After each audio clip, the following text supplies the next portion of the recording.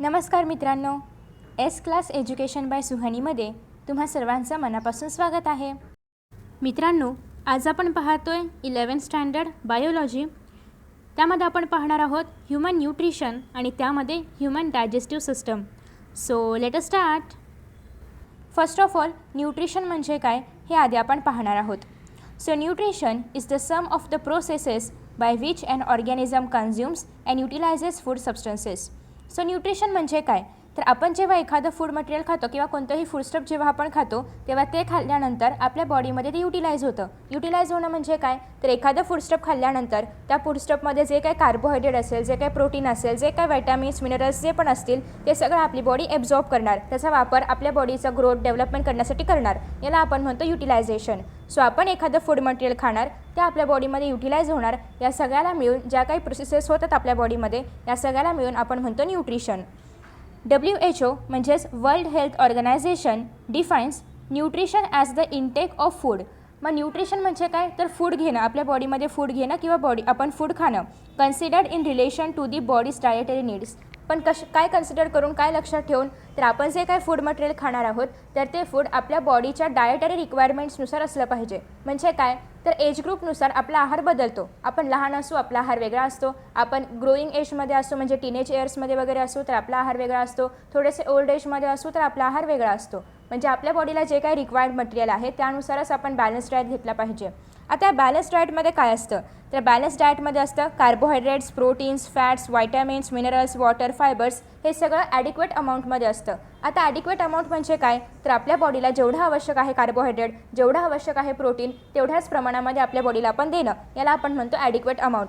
तर आता ह्या ज्या सगळ्या प्रोसेसेस आहेत बॅलन्स डाएट आपण बॉडीमध्ये टाकल्यापासून किंवा खाल्ल्यापासून ते पूर्ण युटिलाइज होईपर्यंत या सगळ्याला आपण न्यूट्रिशन म्हणतो. नेक्स्ट आहे the term nutrition includes the processes like ingestion, digestion, absorption, assimilation and egestion. Ingestion म्हणजे काय, फूड मटेरियल आपल्या बॉडीमध्ये घेणं किंवा खाणं. डायजेशन म्हणजे ते फूड मटेरियल डायजेस्ट होणं किंवा पचन होणं. नेक्स्ट आहे ॲब्झॉर्प्शन. आता ॲब्झॉर्प्शन कुठे होतं, जसं की तुम्हाला माहिती आहे आपल्या बॉडीमध्ये सगळ्यात पहिल्यांदा आपण फूड खाल्लं की माउथमधून ते इसोफेगस थ्रू स्टमकमध्ये जाणार, स्टमकमधून स्मॉल इंटेस्टाईन, मग लार्ज इंटेस्टाईन. सो अशा पद्धतीने आपल्या बॉडीमध्ये फूड ट्रॅव्हल करतं.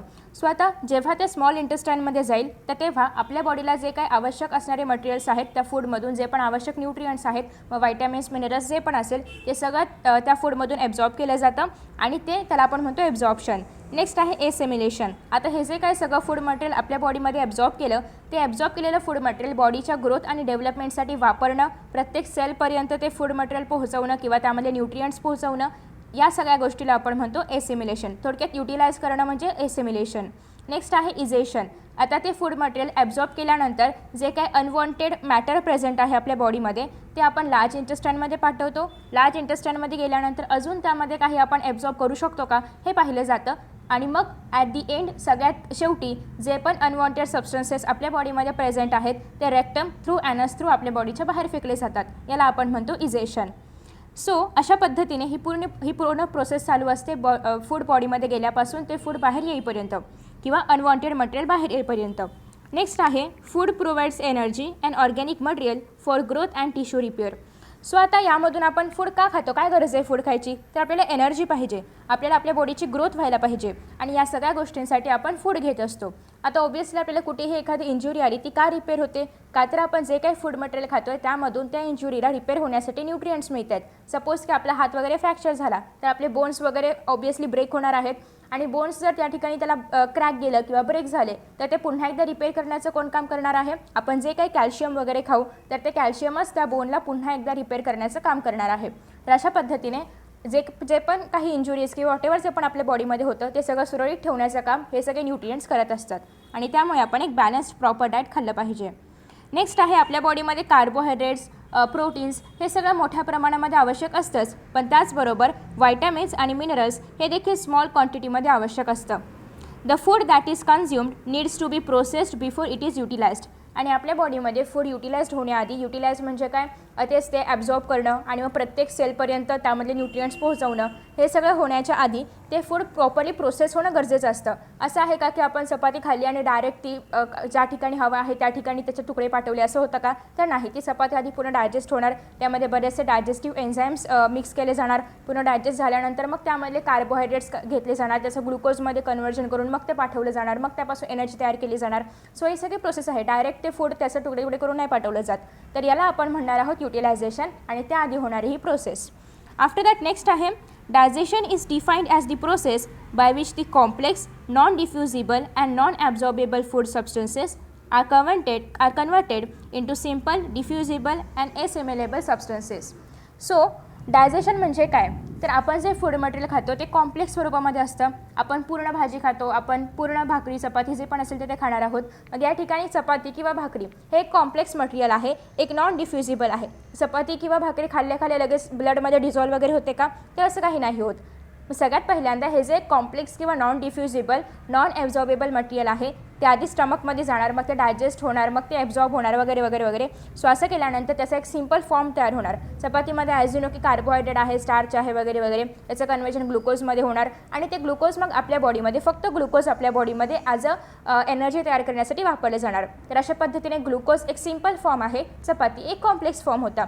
सो याच कॉम्प्लेक्सला सिम्पलमध्ये कन्वर्ट करण्याचं काम कशामध्ये होतं, डायजेशनमध्ये. ओके, आय होप की तुम्हाला डेफिनेशन समजली असेल. नेक्स्ट आता आपण पाहणार आहोत ॲक्च्युअल डायजेशन कसं होतं आपल्या बॉडीमध्ये किंवा डायजेस्टिव्ह सिस्टम कशी आहे. सो आय होप की तुम्हाला सगळ्यांना ही सगळी नावं माहिती आहेत. फर्स्ट ऑफ ऑल या ठिकाणी माउथ आहे. माउथ थ्रू आपण जे काही फूड आपण घेऊ किंवा खाऊ ते सगळं कशामध्ये जाणार आहे, इसोफेगसमध्ये. इसोफेगस काय आहे, तर या ठिकाणी 2 पाईप असतात. एक असणार आहे विंड पाईप म्हणजे फॉर द रेस्पिरेशन, ज्याच्यामधून आपण ऑक्सिजन घेणार आहोत, कार्बन डायऑक्साईड बाहेर सोडणार आहोत आणि ते या ठिकाणी लंगला अटॅच असणार आहे. आय नो की हे तुम्हाला सगळ्यांना माहिती आहे, आपण जस्ट रिवाईज करतोय.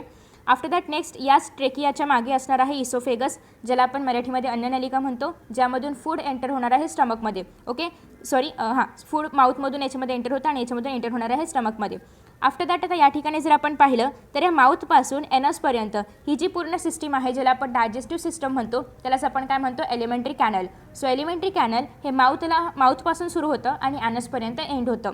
सो सगळ्यात पहिल्यांदा जस्ट आपण एक थोडक्यात रिकॅप करणार आहोत, त्यानंतर आपण पूर्ण व्यवस्थित पाहणार आहोतच. आता आपण जस्ट एक तुम्हाला आयडिया देते की नक्की आपल्याला काय शिकायचं आहे या चॅप्टरमध्ये.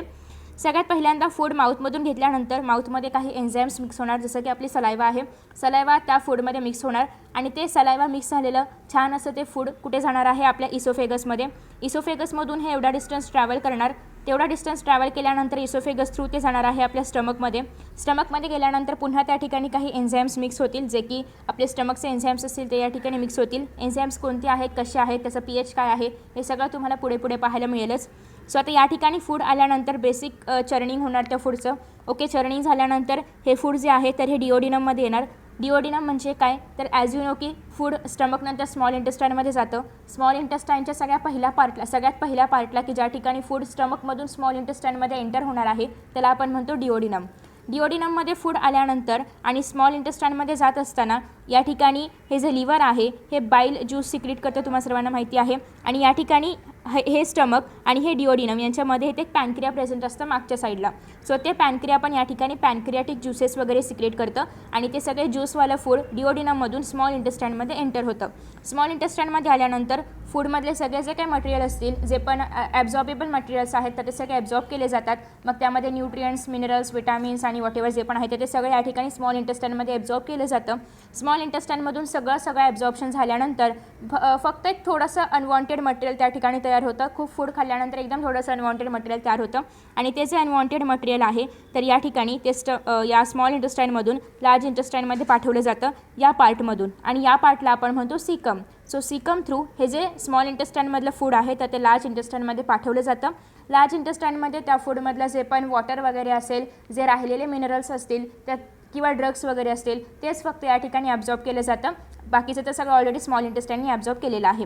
आणि मग त्यानंतर ते फूड असं ट्रॅव्हल करतं आणि याच्यामध्ये बरेचसं ल्युब्रिकेशनचं काम केलं जातं. लुब्रिकेशन म्हणजे काय, कारण हे फूड आधी सुकं असतं तर त्याला एकदम म्हणजे फूड नाही, अनवॉन्टेड मटेरियल. सो हे जे अनवॉन्टेड मटेरियल आहे ते आधी सुकं असणार आहे थोडंसं. सो त्याला लुब्रिकेट करणं किंवा त्याला म्युकसमध्ये एक प्रॉपर गोळा वगैरे तयार करणं, तर या सगळ्या गोष्टी यामध्ये होतात. आणि त्यानंतर ती पूर्ण या ठिकाणी ट्रॅव्हल होणार. ट्रॅव्हल झाल्यानंतर त्या रेक्टममध्ये येणार. रेक्टममध्ये ते जे फिसल मटेरियल आहे, फिसल मटेरियल म्हणजेच अनवॉन्टेड मटेरियल, तर ते मटेरियल थोड्या वेळ स्टोअर केलं जातं आणि मग त्यानंतर ते एनसमधून बाहेर पडतं. तर अशा पद्धतीने ही पूर्ण प्रोसेस आहे. आय होप तुम्हाला थोडक्यात समजली असेल. ही पूर्ण डिटेलमध्ये आता आपण स्टडी करणार आहोत.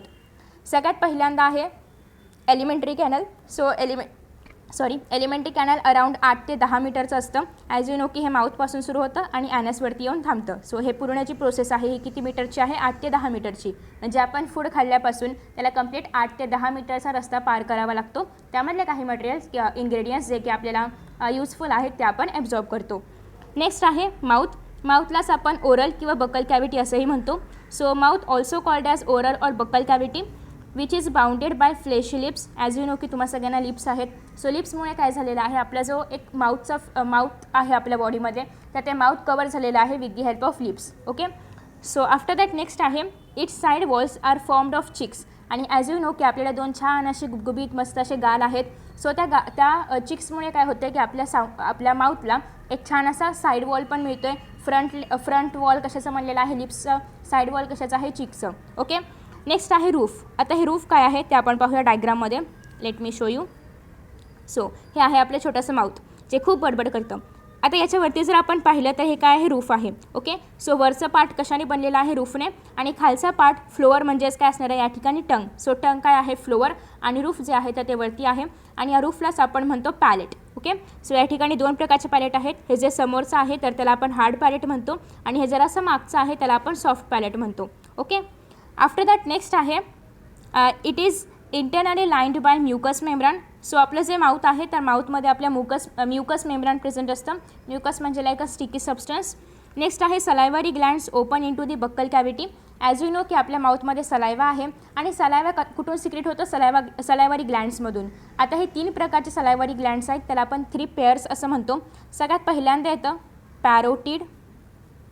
ओके. हे तुम्हाला पुढे आहेच बट मी आता जस्ट एक थोडीशी आयडिया देते. आता हे जे पॅरोटिड आहे तर हे पॅरोटिड दोन्ही बाजूला प्रेझेंट असतं. आपण जर आपल्या माउथकडे पाहिलं तर सगळ्यात मोठं सलायवरी ग्लँड ज्याला आपण म्हणतो तर ते आहे पॅरोटिड, जे की या ठिकाणी चिकच्या आजूबाजूला आपल्याला पाहायला मिळतं. ओके. सो चिकच्या आजूबाजूला या ठिकाणी तुम्हाला पाहायला मिळणार आहे. ॲक्च्युली ते या डायग्राममध्ये नाही दाखवता येणार. असं तुमचं खाली या ठिकाणी चिक वगैरे असेल तर त्या चिकमध्ये चिकच्या ठिकाणी तुम्हाला पाहायला मिळेल. नेक्स्ट आहे सब मॅक्झिलरी किंवा सब मॅन्डिब्युलर, जे की तुम्हाला आय थिंक इथे पाहायला मिळते. ओके. सो सब मॅक्झिलरी किंवा सब मॅन्डिब्युलर, तर यामधूनही सलायवा सिक्रेट केलं जातं, जे की तुमची जी जॉलाईन आहे तर या जॉलाईनच्या खाली पाहायला मिळेल तुम्हाला. आफ्टर दॅट नेक्स्ट आहे सबलिंग्युअल्स. सबलिंग्युअल हे सगळ्यात स्मॉलेस्ट सलायवरी ग्लँड आहे. सगळ्यात लार्जेस्ट कोणतं होतं? पॅरोटिड होतं. आणि सबलिंग्युअल्स पण या ठिकाणी तुम्हाला कुठेतरी पाहायला मिळत असेल. येस, या ठिकाणी लिंग्युअल दाखवलेला आहे. सबलिंग्युअल पण असेल, यामध्ये शोधावं लागेल. सो या ठिकाणी सबलिंग्युअल सलायवरी ग्लँड्स प्रेझेंट असतात. यामधूनही सलायवा सिक्रेट होतं. सो अशा प्रकारे 3 पेअर्स ऑफ सलायवरी ग्लँड्स तुम्हाला पाहायला मिळतात. हे सलायवरी ग्लँड्स तोंडामध्ये नसतात, तोंडाच्या आजूबाजूला असतात आणि मग त्यांचं सिक्रेशन मात्र या ठिकाणी होत असतं. जसं की तुम्हाला या ठिकाणी पाहायला मिळते की जे सब मॅन्डिब्युलर ग्लँड आहे त्याचं सिक्रेशन इथून होतं. ओके. तर अशा पद्धतीने त्यांचं सिक्रेशन बक्कल कॅव्हिटीमध्ये होत असतं. आफ्टर दॅट तुम्ही जर हा डायग्राम तुम्हाला तसंही नाही आहे स्टेट बोर्डला, बट तुम्ही जर नीट किंवा इतर कोणत्या एक्झामची प्रिपरेशन करत असाल तर त्यासाठी खूप इम्पॉर्टंट आहे. तुम्ही जर या ठिकाणी पाहिलं तर इथे सगळ्यात पहिल्यांदा आहे फ्रीनलम.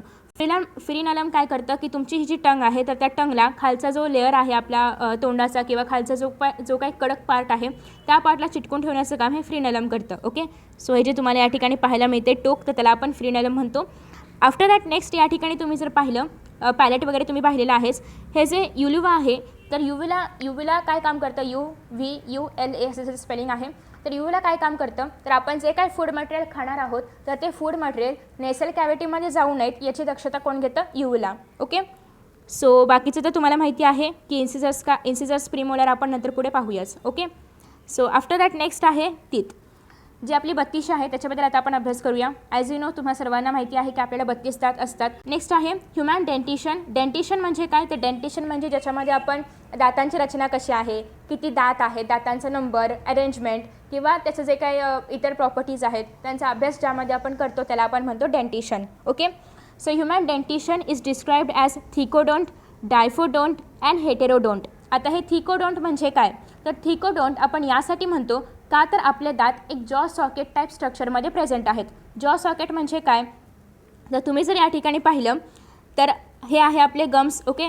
गम्स तुम्हाला सर्वांना माहिती आहेतच. आणि या गममध्ये हा दात अशा पद्धतीने घुसवलेला आहे किंवा आपण काय म्हणतो त्याला एम्बेडेड आहे. आणि हे जे स्ट्रक्चर आहे की एक या ठिकाणी गम आहे आणि या गममध्ये दात असा आतमध्ये टाकलेला आहे किंवा एम्बेड केलेला आहे, याला आपण म्हणणार आहोत जॉ सॉकेट स्ट्रक्चर. ओके, आणि यालाच आपण म्हणतो थिकोडोंट. ओके, सो बरेचसे असे पण काही ॲनिमल्स आहेत की जे थिकोडोंट प्रकारामध्ये येत नाहीत, का तर त्यांचे दात अशा प्रकारे जॉ आणि सॉकेटमध्ये अटॅच नाही आहेत. त्यांचे दात वरती सरफेसवरती, फ्री सरफेसवरती वगैरे असतात, ज्याला आपण ॲक्रोडोंट किंवा इतर बरेचसे प्रकार आहेत त्यांची पण नावं, पण ती तुम्हाला या ठिकाणी नाही आहेत. सो आपण त्याच्यावरती नको लक्ष द्यायला.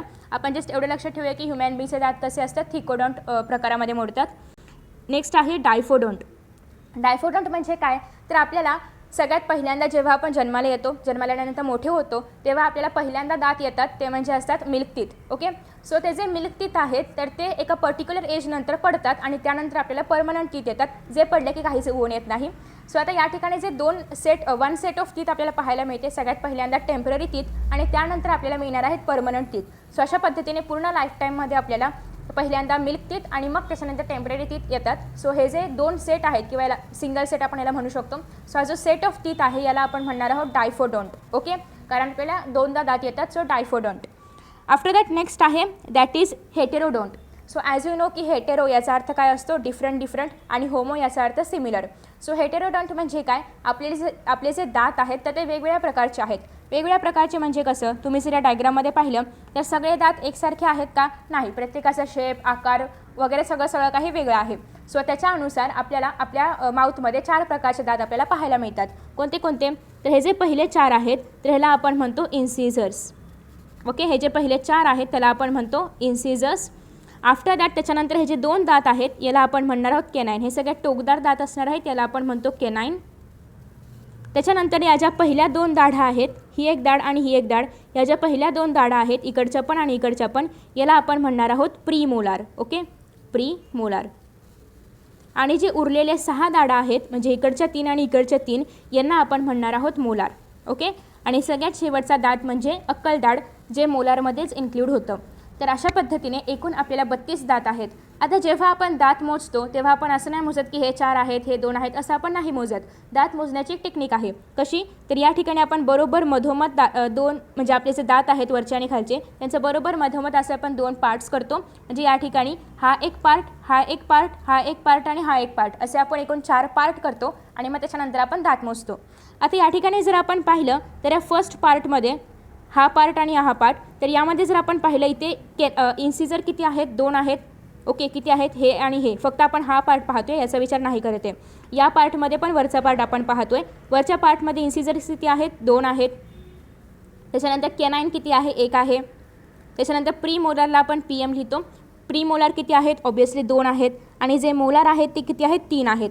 सो अशा पद्धतीने जेव्हा आपण डेंटल फॉर्म्युला तयार करतो तेव्हा आपण 2,1,2,3 असं लिहितो. म्हणजेच 2 आहेत इन्सिजर या एवढ्याच पार्टमध्ये, 1 आहे केनाईन, 2 आहेत प्रीमोलार, 3 आहेत मोलार्स. ज्या पद्धतीने वरती आहे तसेच दात खाली आहेत. असं आहे का की वरती केनाईन आहे आणि खाली केनाईन नाही आहे वगैरे, असं काय आहे का, तर नाही. जेवढे वरती दात आहेत तेवढेच खाली दात आहेत. सो खाली पण सेम 2,1,2,3. ओके, सो हा पूर्ण पार्ट आपण कवर केला. आता जर आपण याला मल्टिप्लाय बाय 2 केलं की ऑब्वियसली आपल्याला या पार्टमधले दात पण पाहायला मिळतील. सो हा झाला आपला dental formula. 2,1,2,3 divided by 2, divided by नाही म्हणत याला आपण, जस्ट हा वरचा फ्लोअर हा खालचा फ्लोअर असं म्हणतो, डिवायडेड बाय नाही म्हणत, सॉरी.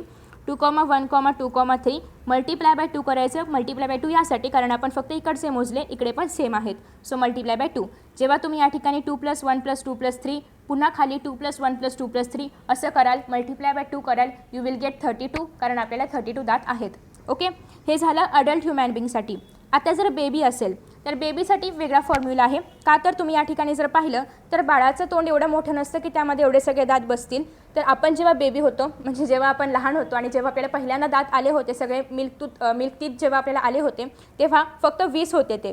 मग या ठिकाणी बाकीचे जे उरलेले आहेत तर ते कुठे गेले, तर आता इथे जर आपण पाहिलं तर सगळ्यात पहिल्यांदा त्यांना 4 दात तर आलेले असतात, म्हणजे इन्सिजर त्यांना पूर्ण असतात. ओके, सो वरचे जे इन्सिजर आहेत ते त्यांना पूर्ण असतात. म्हणजे या ठिकाणी जर आपण याला हाफ पार्टमध्ये डिवाइड केलं तर इन्सिजर किती असणार आहेत, इकडचे फक्त इकडचे 2 असणार आहेत. केनाईन पण त्यांच्याकडे पूर्ण असतात, म्हणजे या ठिकाणी केनाईन पण प्रेझेंट असणार आहे. पण सगळ्यात महत्त्वाचं त्यांच्यामध्ये प्रीमोलार ॲब्सेंट असतात. लहान मुलांमध्ये प्रीमोलार ॲब्सेंट असतात.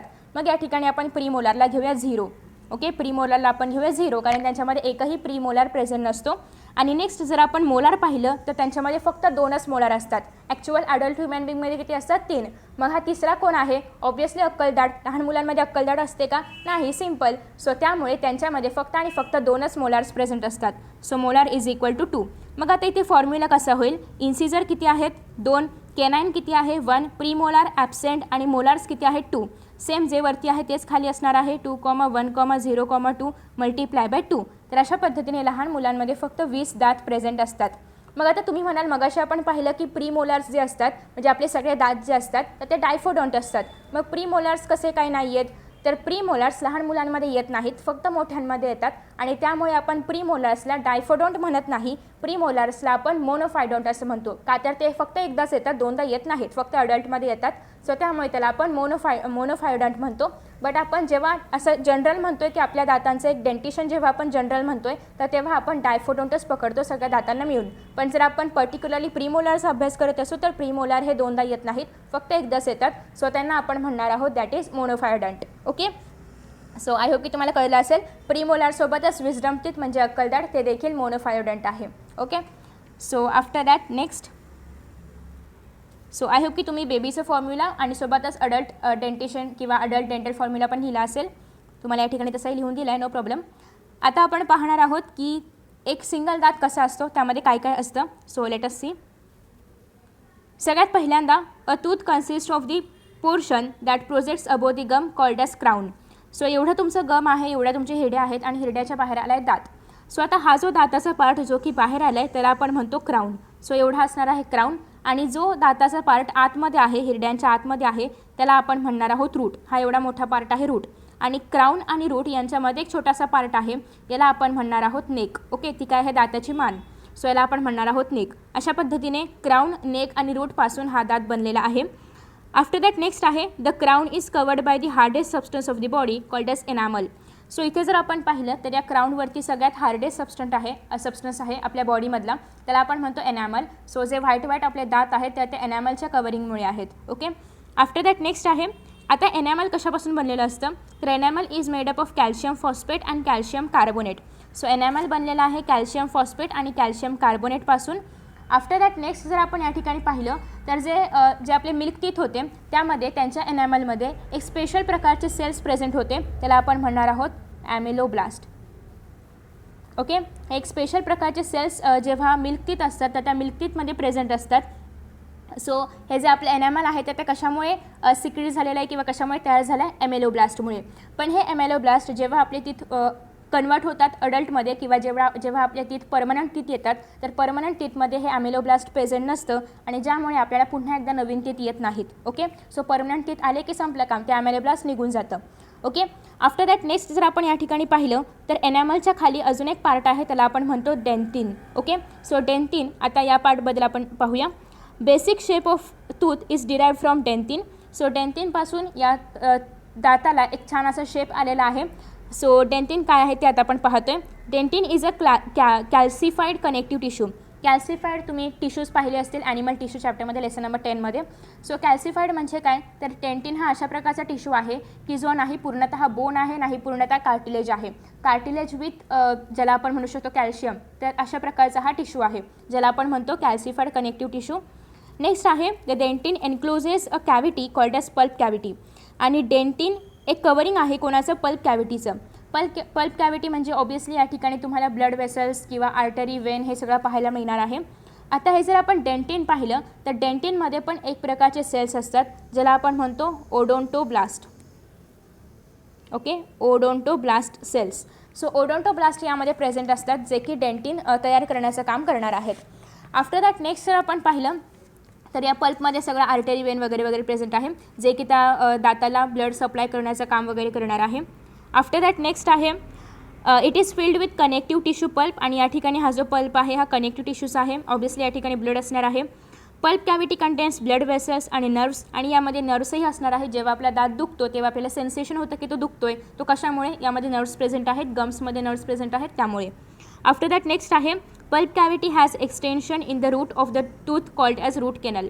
तुम्ही बऱ्याचदा ऐकलं असेल की काही जण रूट कॅनल वगैरे करतात. तर या ठिकाणी जर आपण पाहिलं तर पल्प कॅव्हिटी जी की रूटमध्ये एक्सटेंड झालेली आहे, हे जे एक्सटेन्शन्स आहेत त्याचे रूटमध्ये आलेले, याला आपण म्हणणार आहोत रूट केनल. ओके, सो जे रूट केनल वगैरे करतात ते या ठिकाणी मटेरियल वगैरे भरून घेतात, तर ती वेगळी प्रोसेस आहे, ते आपण नंतर शिकूया. सो आता तुर्तास एवढं लक्षात ठेवा की जो पार्ट पल्प कॅव्हिटीचा आलेला आहे रूट्समध्ये त्याला आपण म्हणतो रूट केनल. नेक्स्ट आहे the dentin of the root of tooth is covered by cementum. So आता इथे जर आपण पाहिलं तर हे जे डेंटिन आहे तर ते सिमेंटमने कवर असतं, आणि हे सिमेंटम काय करतं या ठिकाणी असणार आहे, आणि हे सिमेंटम काय करतं तर या गमला आणि या टूथला जॉईन करण्याचं काम कोण करणार आहे, सिमेंटम. म्हणजे बेसिकली ते या ठिकाणी यांच्यामध्ये प्रेझेंट असणार आहे. Like a substance attaches the root to the surrounding socket in the gum. So gum आणि रूट यांना अटॅच करण्याचं काम करणार आहे सिमेंटम. ॲज लाईक सिमेंट आपण पाहतो की दोन विटांना जॉईन करण्याचं काम सिमेंट करतं, तर त्याचप्रमाणे या ठिकाणी गमला आणि ते जे रूट आहे त्या रूटला अटॅच करण्याचं काम करणार आहे ते म्हणजे obviously cementum.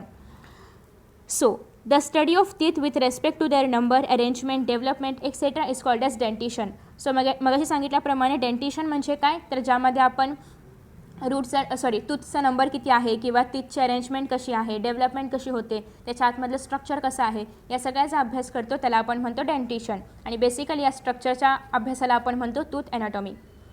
After that next आता आपण पाहतोय नेक्स्ट पार्ट जो की आहे फॅरिंग्स. सो फॅरिंगसाठी तुम्हाला सगळ्यात पहिल्यांदा जो आपला फर्स्ट डायग्राम होता तर तो पाहावा लागेल. सो इथे फॅरिंग्स कुठे असतं ते आता आपण समजून घेतो आहे. सो बेसिकली तुम्ही जर पाहिलं तर हा जो पार्ट आहे या ठिकाणी तुमचं फॅरिंग्स प्रेझेंट असणार आहे. आता या फॅरिंग्सचे पण 3 प्रकार पडणार आहेत. तुम्हाला हे 3 प्रकार नाही अभ्यासायचे आहेत, पण तरीही या ठिकाणी तुम्ही जर पाहिलं तर या म्हणजे ट्रेकियाच्या इथपासून हे फॅरिंग सुरू होणार आहे.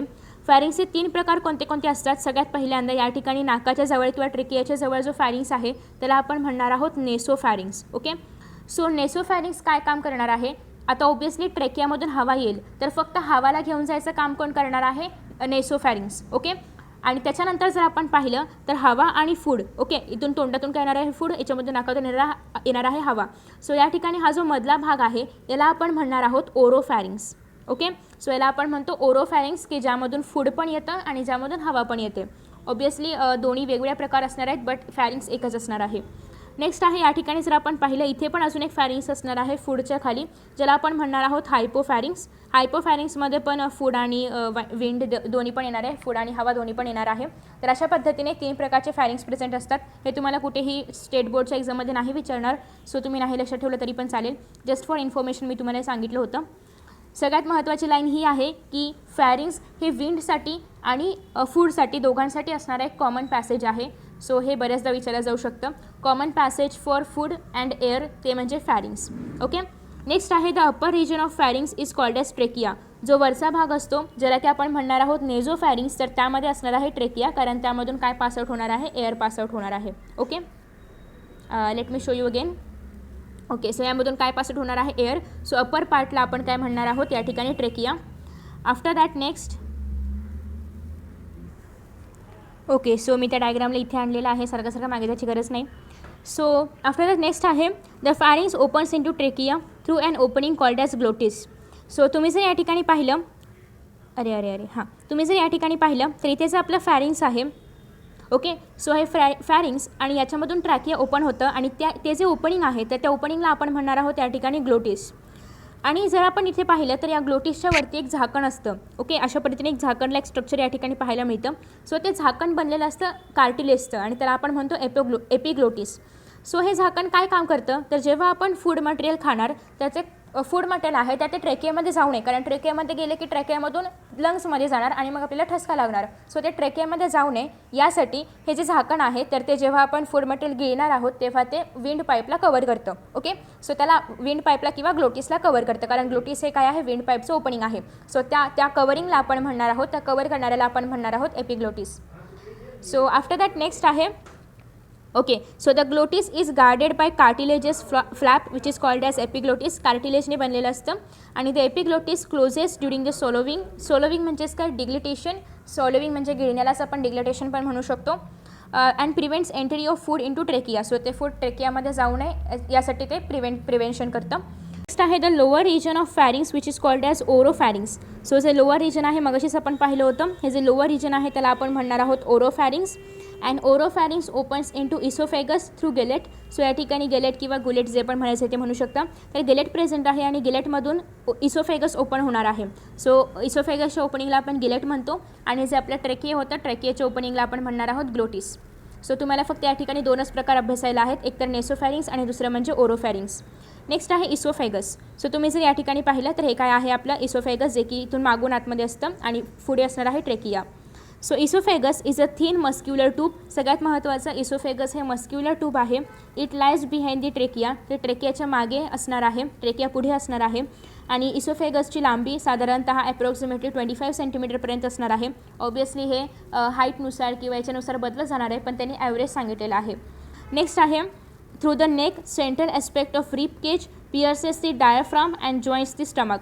सो ते कसं येतं सगळ्यात पहिल्यांदा तर नेकमधून आहे, मग या ठिकाणी लंग्स वगैरे आहेत त्याच्या मागून, मग या ठिकाणी डायफ्राम आहे डायफ्रामच्या मागून आणि तिथून येणार आहे ते स्टमककडे. ओके, तर त्याचं एक पाथ कसा आहे तो सांगितला आहे. नेक्स्ट आहे it is lined by mucus cells. Obviously या ठिकाणी म्युकस सेल्स असणार आहेत, कारण तुम्ही जर या ठिकाणी पाहिलं तर जे फूड आहे तर ते माउथमधून एंटर होणार आहे आणि फूड माउथमधून एंटर झाल्यानंतर खालीपर्यंत त्या स्टमकपर्यंत अराउंड 25 सेंटीमीटर आपल्याला ते फूडला घेऊन जायचं आहे. तर ऑब्वियसली लुब्रिकेशन करण्यासाठी त्याला घेऊन जाण्यासाठी काहीतरी असं एक सरकतं काहीतरी पाहिजे. सो म्युकस ॲझोनोकी असं एक चिपचिप टाईप प्रकारचं असतं किंवा सरकतं असतं, तर ते म्युकस त्याला खालीपर्यंत घेऊन जायचं काम करतं आणि त्यासाठी म्युकस सेल्स प्रेझेंट असतात.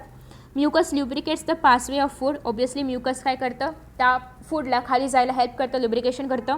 नेक्स्ट आहे हिस्टोलॉजिकली म्हणजे टिश्यूच्या अभ्यासानुसार oesophagus is made up of longitudinal and circular muscles. इसोफेगसमध्ये लॉंगिट्युडिनल आणि सर्क्युलर मसल्स असतात. लॉंगिट्युडिनल म्हणजे असे लांबवाले आणि हे सर्क्युलर ट्यूब आहेत, सो सर्क्युलर मसल्स यामध्ये प्रेझेंट असतात, असं तुम्ही लक्षात ठेवू शकता. The rhythmic wave of concentration and relaxation of these muscles is called as peristalsis that helps in passage of food through esophagus. आता तुम्ही जर या ठिकाणी पाहिलं तर फूड जेव्हा माउथमधून स्टमकपर्यंत जाणार आहे with the help of oesophagus, तर फूड जाताना तुम्ही पाहिलं असेल कधीतरी किंवा कोणत्याही पाईपमधून तुम्ही पाहिलं असेल की सपोज की ही अशी पाईप आहे, यामधून फूड गेलं तर सगळ्यात पहिल्यांदा फूड इथे आहे, मग ते फूड खाली आल्यानंतर ही पाईप स्ट्रेट होते आणि खाली असा एक गोळा आपल्याला पाहायला मिळतो. मग हे स्टार्ट आणि खाली असा गोळा वगैरे असतो. तुम्हाला म्हणजे दिसतं ना की फूड खाली जाणार आहे. हे मी फूडसाठी नाही म्हणत आहे, कोणतीही इतर गोष्ट तुम्ही जर पाहिली एखाद्या पाईपमधून, सपोज एखादी पाईप आहे जी की रबर टाईपची वगैरे आहे, त्यामधून तुम्ही एखादा बॉल सोडला तर ते कसं खाली जाणार, बॉल जसं खाली जाईल तसं आकार त्याला तयार होत जाणार. सो हे जे वेव्ह टाईप स्ट्रक्चर तयार होते, जो एक आकार तयार होतो असा असा असा असा, हे खरं तर असं असं असायला पाहिजे, असा एक आकार तयार होतोय, याला आपण म्हणणार आहोत पेरिस्टाल्सिस. ओके, सो या मुवमेंटला आपण म्हणणार आहोत पेरिस्टाल्सिस. आफ्टर दॅट नेक्स्ट आहे यामुळे काय होणार आहे, फूडला खाली येता येणार आहे from the mouth to the stomach. Okay, after that next so next आहे आपला छोटासा stomach. Stomach as you know की जे शेपमध्ये आहे, जे शेपमध्ये आपलं स्टमक असणार आहे, जो की आपण जर आपल्या बॉडीमध्ये पाहिलं तर अप्पर लेफ्ट पोर्शन जे आहे ॲब्डोमिनल कॅव्हिटीमध्ये, तर लेफ्ट साईडला स्टमक प्रेझेंट आहे आणि राईट साईडला लिव्हर असतं. सो यामध्ये अजिबात कन्फ्युजन नाही पाहिजे. स्टमक असणार आहे लेफ्ट साईडला आणि लिव्हर असणार आहे ते म्हणजे राईट साईडला. सो लिव्हरमध्ये तुम्ही लिव्हर अभ्यास आलंच, बट तरीही या ठिकाणी सांगितलं. आफ्टर दॅट नेक्स्ट आहे ॲब्डोमिनल कॅव्हिटीमध्ये आहे, हे तुम्हाला माहितीच आहे. नेक्स्ट आहे जे शेपमध्ये आहे. आफ्टर दॅट नेक्स्ट आहे की 25 to 30 सेंटीमीटर एवढी त्या स्टमकची लेंथ आहे आणि आपला जो स्टमक आहे तर तो अप्पर पार्ट ज्याला की आपण कार्डियक रिजन म्हणतो, लोअर पार्ट ज्याला की आपण पायलोरिक रिजन असं म्हणतो. सो तुम्ही जर या ठिकाणी पाहिलं स्टमकचे 4 पार्ट आहे. पहिल्यांदा आहे फंडस. सगळ्यात पहिल्यांदा आपल्या जे इसोफेगसमधून फूड येणार तर ते कुठे जाणार, फंडसमध्ये की कार्डियामध्ये, कार्डियामध्ये जाणार, फंडसमध्ये नाही जाणार. कारण तुम्ही जर या ठिकाणी पाहिलं फंडसचा पार्ट साधारणतः एवढाच असतो, बट कार्डियाकचा पार्ट इथे असणार आहे ज्या ठिकाणी इसोफेगसचं ओपनिंग आहे. सो हे सगळ्यात महत्त्वाचं आहे. या ठिकाणी फंडस आन्सर येणार नाही. जर तुम्हाला असं विचारलं की इसोफेगस कोणत्या पार्टमध्ये ओपन होतं तर दॅट इज कार्डिया. सगळ्यात पहिल्यांदा पार्ट आहे तो म्हणजे फंडस, मग आहे कार्डिया आणि मग एवढी मोठी आहे ती स्टमकची बॉडी. त्यानंतर हा जो शेवटचा पार्ट आहे ज्याला आपण पायलरस म्हणतो. ओके, सो वरची कॅव्हिटी त्याला आपण म्हणतो कार्डियक आणि नेक्स्ट आहे पायलरिक कॅव्हिटी. सो इथे जर आपण पाहिलं तर जे फूड इसोफेगसमधून स्टमकमध्ये येते तर इथे एक गॅस्ट्रो इसोफेगल जंक्शन किंवा याला स्पिंक्चर पण म्हणतात. सो स्पिंक्चर किंवा जंक्शन प्रेझेंट आहे. हे काय करतं, एकदा फूड स्टमकमध्ये आलं की ते फूड पुन्हा रिटर्न बॅक जाऊ नये इसोफेगसमध्ये, यासाठी इथे एक स्पिंक्चर असतं किंवा जंक्शन असतं. ओके, सो ते काय करतं की फूडला रिटर्न बॅक जाऊ देत नाही, नाहीतर मग उलट्या होतील सारख्या. ओके, सो नेक्स्ट आहे या ठिकाणी आपण पाहिलं तर इथे लेस कर्वेचर आहे. ओके, आणि बाकी इथे डिओडिनम आहे की ज्या ठिकाणी स्मॉल इंटेस्टाईनचा सगळ्यात पहिला पार्ट डिओडिनम आणि इथून पुढे स्मॉल इंटेस्टाईन सुरू होणार आहे. Okay, so duodenum is the first part of small intestine. या ठिकाणी ज्याप्रमाणे लेसर कर्वेचर आहे त्याचप्रमाणे इथे मोठं कर्वेचर आहे. कर्वेचर म्हणजे काय तुम्हाला माहिती असेल, कर्वेचर म्हणजे काय ॲक्च्युली मला आता डिफाईन नाही करता येते, बट इथे एक छोटासा लेस कर्वेचर प्रेझेंट आहे आणि या ठिकाणी ग्रेटर कर्वेचर प्रेझेंट आहे. Okay, so after that next सगळ्यात पहिल्यांदा आपण पाहतोय कार्डियक किंवा cardia. It is first part in which oesophagus opens. So हा पहिला पार्ट आहे की ज्यामध्ये इसोफेगस ओपन होतं. The cardia surrounds the band of circular muscles present at the junction of oesophagus and stomach called as cardiac sphincter. So या ठिकाणी cardiac sphincter असतं म्हणजे सर्क्युलर मसल्सचा एक बँड आहे. आफ्टर दॅट नेक्स्ट आहे the cardiac sphincter prevents back flow or regurgitation म्हणजे काय येणार आहे की जसं की मगाशी आपण पाहिलं डिग्लिटेशन म्हणजे काय फूड सॉलो करणं, त्याप्रमाणे रिगर्जिटेशन म्हणजे काय येणार आहे की फूड रिटर्न बॅक जाऊ न देणं, म्हणजे फूडला परत इसोफेगसमध्ये जाऊ न देणं, याचं काम हे करणार आहे. सो नेक्स्ट आहे that is fundus. So it is the dome shaped region above the left cardia. Left कार्डियाच्या वरती या ठिकाणी एक रिजन प्रेझेंट आहे, डोम शेप रिजन, ज्याला की आपण म्हणणार आहोत फंडस. नेक्स्ट आहे body. It forms the largest किंवा large central portion of stomach which stores the food. So सगळ्यात पहिल्यांदा कार्डियकमधून फूड एंटर होणार आणि या ठिकाणी या बॉडीमध्ये ते स्टोअर राहणार त्याच्यावरती पुढची प्रक्रिया होईपर्यंत. नेक्स्ट आहे that is pylorus. So it is a narrow posterior region of stomach. Posterior म्हणजे काय शेवटचं किंवा मागचं ज्याला आपण म्हणतो, म्हणजे त्या ठिकाणी स्टमक संपणार आहे. Okay, so it opens into duodenum. कुठे ओपन होतं? डिओडिनममध्ये. डिओडिनम म्हणजे काय स्मॉल इंटेस्टाईनचा सगळ्यात पहिला भाग ज्याला आपण डिओडिनम म्हणतो. This opening is guarded by a set of sphincter muscles called as pyloric sphincter. Sphincter काय आहे थोडक्यात तुम्ही असं लक्षात ठेवू शकता की स्पिंक्चर म्हणजे थोडक्यात चिमटासारखं काहीतरी पकडा, की म्हणजे चिमटा नाही घ्यायचा इथे, बॉडीमध्ये नाही, मी जस्ट इमॅजिन करायला सांगते की एक चिमटा आहे की ज्यामुळे वरचं मटेरियल खाली येणार नाही, वरचं मटेरियल खाली येईल पण खालचं मटेरियल वर जाणार नाही, म्हणजे फूड इसोफेगसमधून स्टमकमध्ये येऊ शकतं बट स्टमकमधून पुन्हा रिटर्न इसोफेगसमध्ये जाऊ शकत नाही, असे काहीतरी त्या ठिकाणी प्रेझेंट आहे. ओके, सो बेसिकली या ठिकाणी सर्क्युलर मसल म्हणजे असं सर्क्युलर मसल इथे प्रेझेंट असतं की ज्यामुळे फूड एकदा स्मॉल इंटेस्टाईनमध्ये आलं की ते पुन्हा स्टमकमध्ये जाऊ नये. ओके, सो त्यासाठी या ठिकाणी सर्क्युलर मसल प्रेझेंट असणार आहे. सो आफ्टर दॅट नेक्स्ट आहे ओके, सो हे मसलचे आहे तर ते कसं ओपनिंग होईल, फक्त फूड या ठिकाणी येताना ओपन होणार आहे बट इथून फूड रिटर्न बॅक या मसल थ्रू जाऊ शकत नाही. सो तेच प्रिव्हेंट करण्यासाठी या ठिकाणी स्पिंक्चर प्रेझेंट असेल. It regulates the flow of food from stomach to small intestine. So फक्त जे पायलोरिक स्पिंक्चर आहे तर त्याचं काम काय आहे की फूडला फक्त स्टमकमधून स्मॉल इंटेस्टाईनपर्यंत जाऊ देणं, स्मॉल इंटेस्टाईनपासून फूडला परत स्टमकमध्ये न आणणं. Okay, the stomach temporary stores the food and gives the feeling of satiety. Satiety म्हणजे काय की आपण आपलं पोट भरलेलं आहे हे फिलिंग कोण देतं? स्टमक देतं. स्टमकमध्ये जे नर्व्स असतात तर ते नर्व्स येऊन आपल्या ब्रेनला सांगतात की पोट भरलं आहे, खाणं थांबवा. सो आपण खाणं थांबवतो. ओके, सो हे कधी फिलिंग मिळते? जेव्हा आपण फुल कॉन्सन्ट्रेशनने आपलं फूड खात असतो तेव्हा. जर आपण छान टी व्ही बघत रमतगमत खात असतो तर अजिबात आपल्याला फिलिंग येत नाही. सो त्याच्यामुळे कधी कधी आपण खूप जास्त खातो, ओव्हर इटिंग करतो आणि मग which leads to lots of problems. So त्याच्यामुळे या ठिकाणी जेव्हा आपलं पोट सांगेल की थांबवा खाणं तेव्हा आपण थांबवलं पाहिजे, कारण त्याच्यामुळे आपल्या पोटामध्ये जागा भरलेली असते, स्टोरेज फुल झालेलं असतं. नेक्स्ट आहे इट चर्न्स द फूड. आणि जेव्हा सगळं फूड आपण खाऊ आणि थांबवू खाणं तेव्हा त्याच्यानंतर ते फूडला चर्न करणार आहे. चर्न म्हणजे ज्याप्रमाणे आपण चर्निंग करतो, चर्निंग कशाचं करतो आपण ॲज अ नो की असं जस्ट ते जे आपण काही फूड मटेरियल पोटामध्ये घेतलं असेल त्याला स्मॉल पार्ट्समध्ये डिवाईड करणं किंवा कन्वर्ट करणं, याला आपण म्हणू शकतो चर्निंग. आणि helps in mixing the food with gastric juices. Obviously आपल्या स्टमकमध्ये गॅस्ट्रिक ज्यूस प्रेझेंट असणार आहेत, काही ॲसिड्स प्रेझेंट असणार आहेत, तर ते ॲसिड त्या फूडमध्ये मिक्स होणार आणि त्याचे त्या फूडचे वेगवेगळ्या छोटे छोटे तुकड्यामध्ये कन्वर्जन होणार. Okay, so after that next small intestine.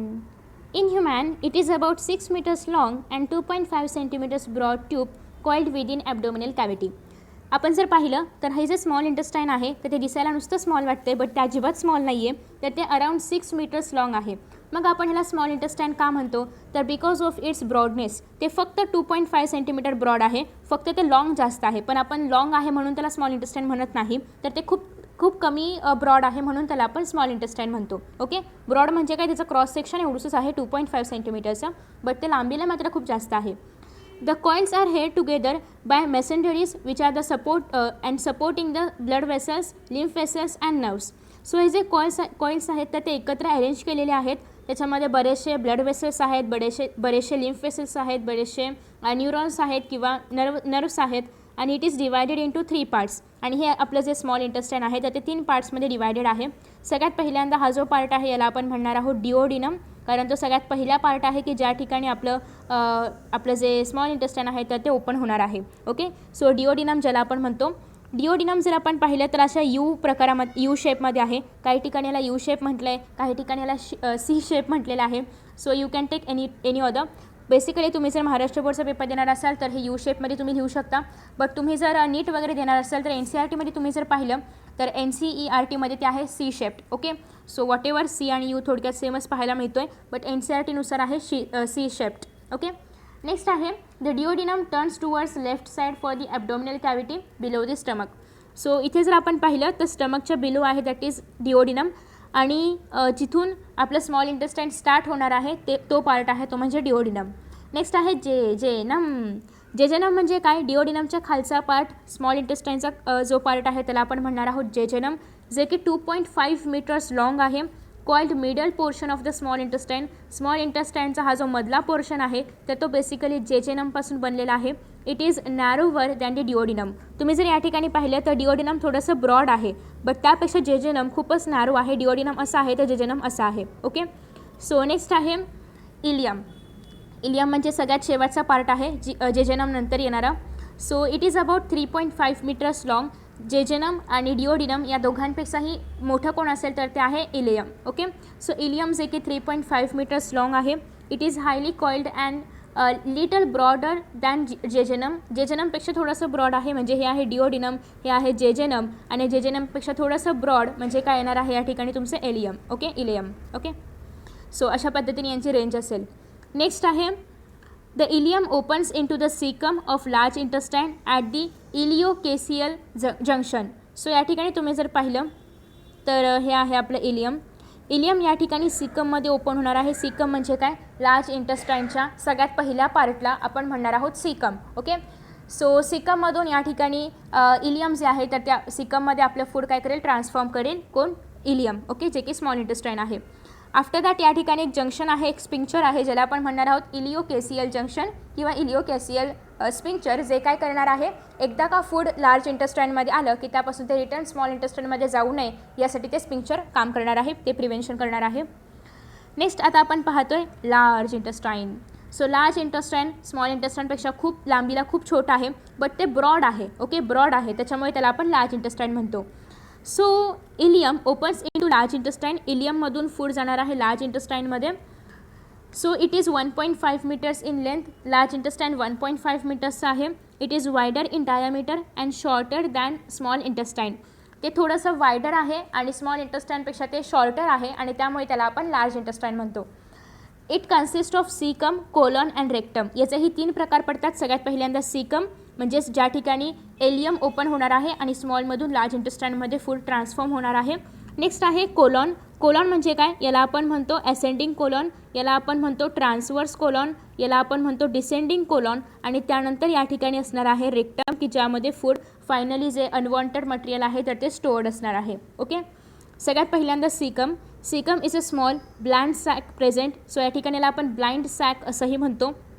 At the junction of ileum and colon. So या ठिकाणी एक जंक्शन प्रेझेंट आहे आणि त्या जंक्शनवरती म्हणजेच ज्या ठिकाणी कोलॉन आणि इलियम आहेत तर बरोबर त्याच पार्टवरती या ठिकाणी सीकम प्रेझेंट आहे, ज्यामधून फूड एंटर होणार आहे लार्ज इंटेस्टाईनमध्ये.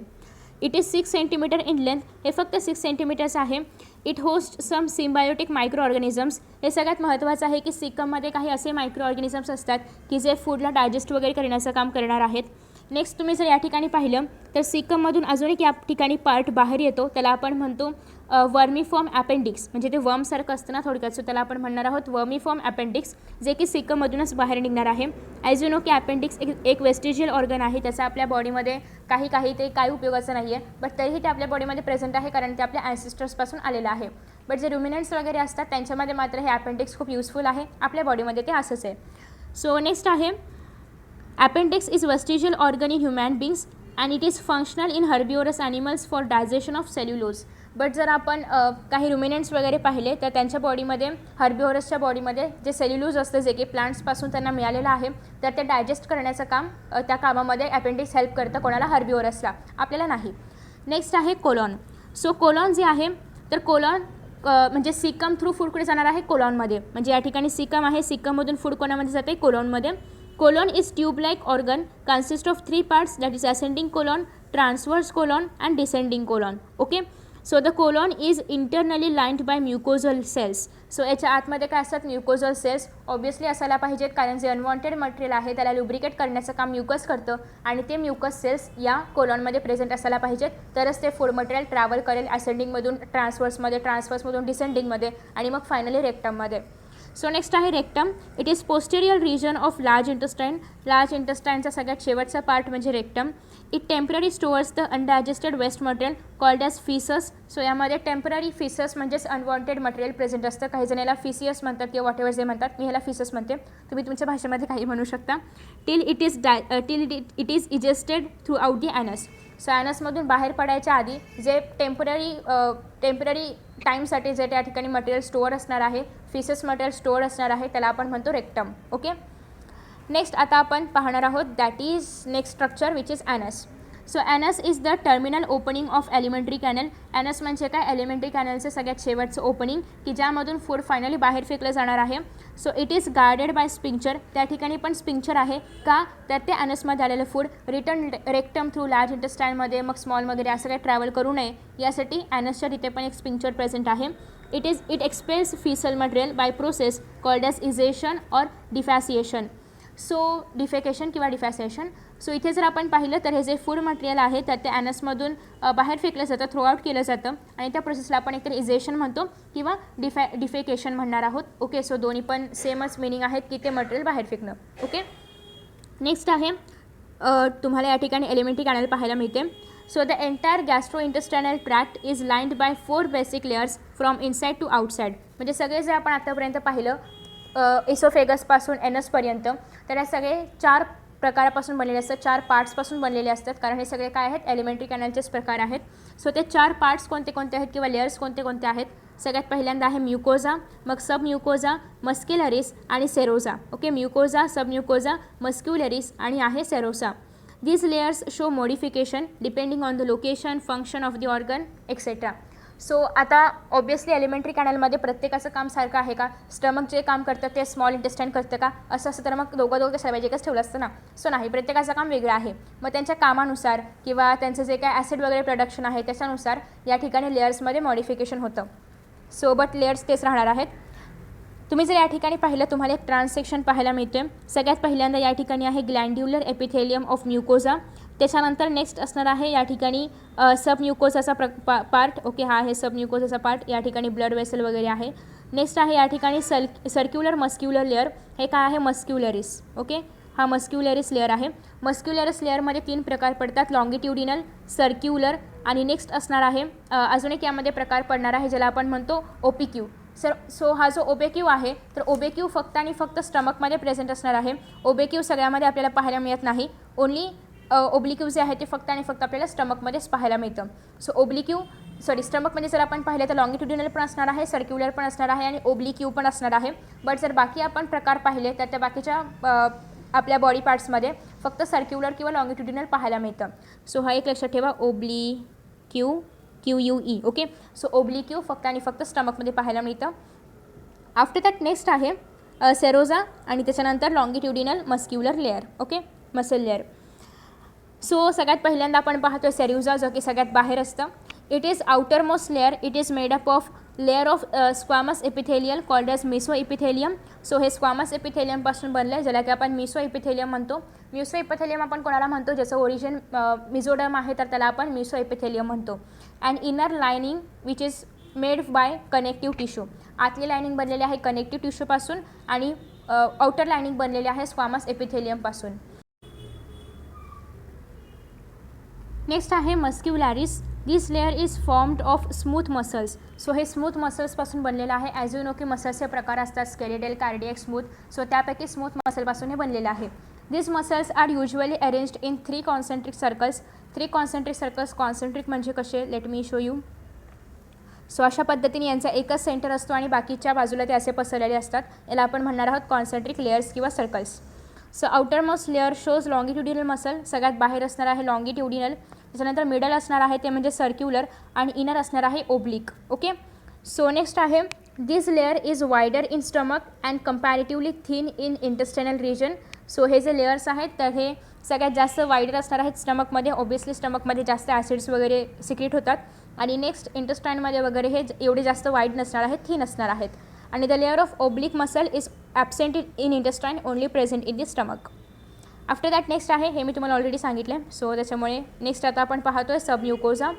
It is formed of loose connective tissue containing blood vessels, lymph vessels, nerves. So सबम्युकोजामध्ये जर आपण पाहिलं तर सगळे जे काही नर्व्स किंवा ॲटरीज वगैरे सगळं जे काही आहे तर ते सबम्युकोजामध्ये प्रेझेंट असणार आहे. ओके. सो सगळं हे तुम्ही लक्षात ठेवू शकता. Blood vessels, lymph vessels, nerves वगैरे सगळं जे पण वेसल्स सगळं आहे तर ते सगळं सबम्युकोजामध्ये असणार आहे.